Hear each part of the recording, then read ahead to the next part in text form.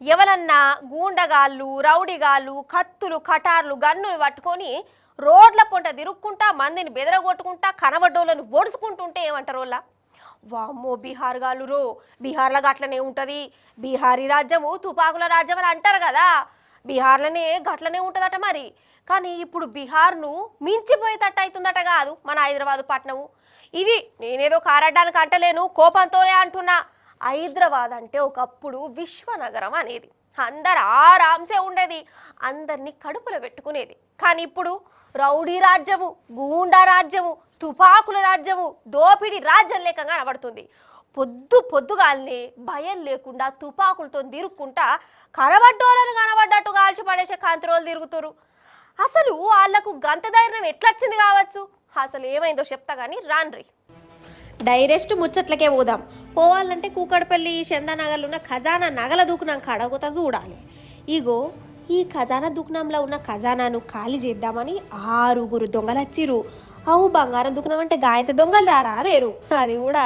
ఎప్పుడు అనుకునేరు పొద్దుగాలనే దుకాణం ఇట్లా తెరిచిన 5 నిమిషాలకైతే వచ్చిర్రు తుపాకులు పట్టుకొని ధైర్యంగా వచ్చిరోలా ఆగు చూడు ఒక్కొక్కడు ఎట్లా వస్తాడో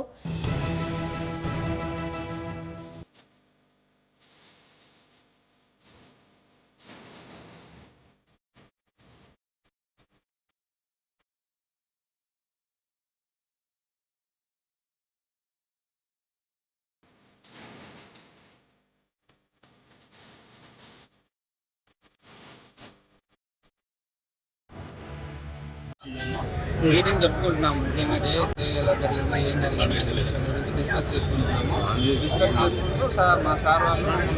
ప్రతిరోజు బూస్టప్ ఇస్తారనమాట ఆ విషయం మాట్లాడుకుంటున్నాము ఆ మీటింగ్ అయిపోయి ఒక 5 నిమిషాల ముందు 10:40 ఆ టైంలో వాళ్ళు వచ్చారనమాట మేము నార్మల్గా కస్టమర్స్ వస్తారు కదా అని అలా అనుకున్నాము ప్రతి ఒక్కరు మాస్క్ వేసుకొని వచ్చారు రాగానే మేము అందరం కస్టమర్స్ అనుకున్నాము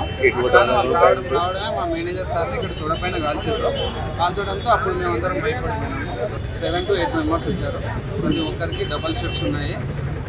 ఒక్కడే బయట తిరుగుతుంది మిగతా వాళ్ళందరూ ఎక్కడ ఉన్నారో తెలియదు సడన్గా వచ్చేసారు ప్రతి ఒక్కరి దగ్గర పిస్టల్ ఉంది సేమ్ సినిమాలో చూపించినట్టే దుకాణంలో పనిచేస్తున్న వాళ్ళకు తుపాకులతో బెదరగొట్టిర్రు లాకర్ తాళం చెయ్యి ఇయ్యమంటే ఇయ్యలేదట కథం గన్ను తీసుకొని చిన్న మేనేజర్ను కాలువనే కాల్చిండు ఒక దొంగోడు ఇక కాళ్ళ మీద కాల్చిండట పాపం ఆయనే నరకం అంటే నరకం చూసిండు ఇక అప్పుడే అటుకెళ్ళి పోలీసులు పోతా అంటే వాళ్ళని చూసి పరారైపోయారు జైరాబాద్కు పోయిర్రు కాదు అసలు మన హైదరాబాద్లో ఏమవుతుందో అసలు పొద్దుగాలని తుపాకుల మోతేంది ఈ లూటీలేంది